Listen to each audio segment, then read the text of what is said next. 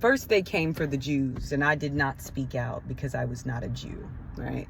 We all know that quote, and then you get to the end, then they came for me, and there was nobody to speak out for me.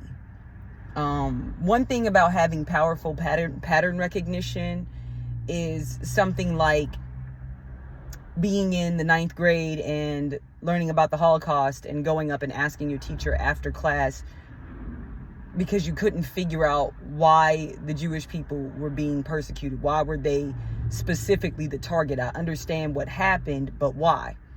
Her response was, and she was a white lady, nice white lady. Well, they've just been persecuted over time. And I was like, well, what? And that question just hung in the air.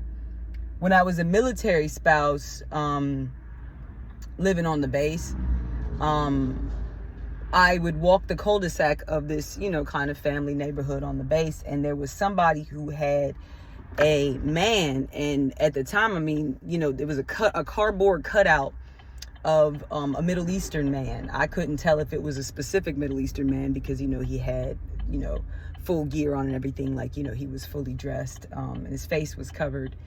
And it was like that thing had targets on it, like target practice. And something about that for me as a black person, even at the time, the spouse of someone who was regularly being deployed into these areas, was very disturbed by this brown man cut out in their garage as a target. And I knew, I'm not blindly following shit. I'm no longer a military spouse, I'll tell you that. And I no longer waste my time or energy.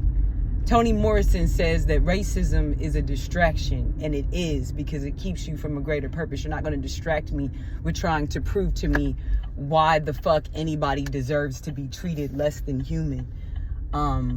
Why the fuck, we want reparations for the atrocities committed against us as black people, however many amount of 100 years later, and these people are still over there fighting. I remember people, I think that's why they say peace in the Middle East, guys. Free Palestine, man.